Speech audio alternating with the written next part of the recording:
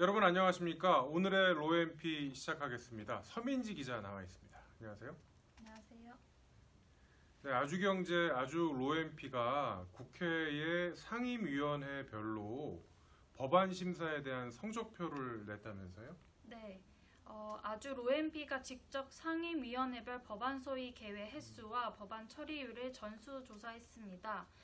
국회 16개 상임위원회 가운데 기획재정위원회와 환경노동위원회가 법안심사소위원회를 가장 많이 연 것으로 나타났습니다. 기재위와 한노위 같은 경우에는 45차례 법안 소위를 열었는데 법안 처리율은 기재위가 조금 더 앞섰습니다.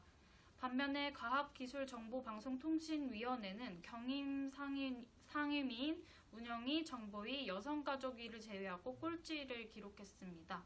가방위는 지난 2년 동안 단 9차례밖에 법안 소위를 열지 않았습니다.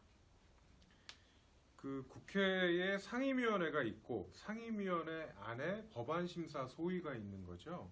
네. 그러면은 먼저 상임위원회가 어떤 건지 좀 먼저 설명을 좀 부탁드릴게요.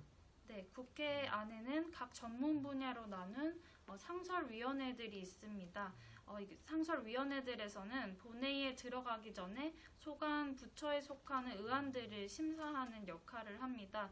주로 관련된 사항들의 전문 지식이나 경험을 가진 18명에서 23명가량의 의원들로 구성되어 있습니다. 그러니까 행정부의 부처 그리고 산하기관 여기를 소관 그 대상으로 하는 위원회를 말하는 거죠. 상임위원회는. 네, 맞습니다. 그러면은 소위원회는 뭔가요?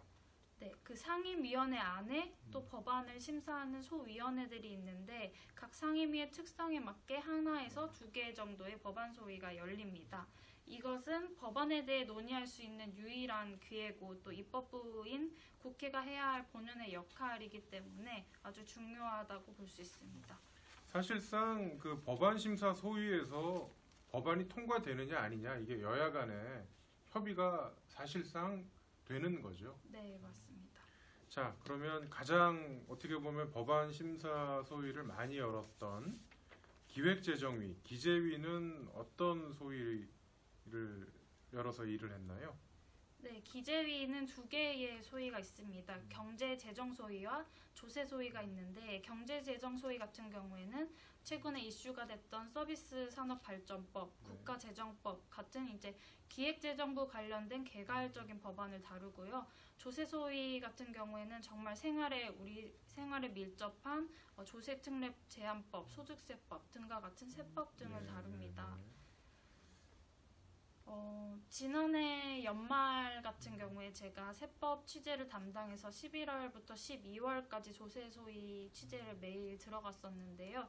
총 19개 세법을 검토를 하는데 이 범위가 상당히 넓고 양도 대단히 많습니다. 그래서 따라서 한 달이라는 시간이 굉장히 물리적으로 짧았기 때문에 당시 추경호 위원장이 매일매일 열어도 시간이 부족하다. 이제 1등 상임위인데도 불구하고 주말에 이제 의원들을 계속 독려해서 주말까지 나와달라 이렇게 한 사례가 있었습니다. 세금 관련한 법안은 워낙에 방대하고 그 세율이라든가 아니면 면제되고 아니면 면제를 취소하고 한시적으로 적용하고 폐지하고 이런 게 매년 매 정기국회 때마다 큰 이슈죠. 네. 구체적으로 어떤 과정을 거칩니까? 보통 들어가게 되면 2회독에서 3회독 정도를 하고 법안 처리를 해야 하는 상황인데요. 2회독, 3회독이라는 거는 여러 번 그만큼 모여서 같이 꼼꼼하게 읽어본다는 얘기죠? 네, 맞습니다. 1회독, 그 설명을 좀 해주세요. 네, 그래서 세법안들을 이제 전문위원들이 검토보고서라는 책을 만들어서 의원들한테 배포를 하는데요. 이것을 처음 이제 위원장 주재로 한 번씩 읽어봅니다. 그리고 1회독. 네, 1회독을 하는데 이것이 이제 의원들 간에도 각자 이제 전문 분야가 다르기 때문에 1회독만으로는 법안 심사를 하기가 굉장히 힘든 상황입니다. 따라서 이제 2회독부터는 좀 더 세밀한 심사를 하게 되는데요. 근데 시간이 상당히 부족하다 보니까 3회독부터는 소소위라는 이제 위원장이랑 여야 의원들 2명씩 이렇게만 모여서 대략적으로 쟁점 법안들을 빠르게 처리해버립니다. 이제 그렇지 않으면 예산안 처리 시한까지 맞추기가 굉장히 있었기 때문입니다. 네, 1등은 기재위 기획재정위원회였고 그러면 가장 꼴찌인 과방위 네. 좀 길죠? 그 과방위가 못했다는 거는 어떤 점에서 못한 겁니까? 네, 과방위는 정보통신, 원자력, 과학기술 등에 대한 법안을 다루는데요.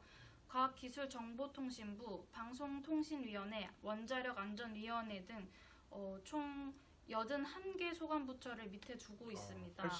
81개. 네네.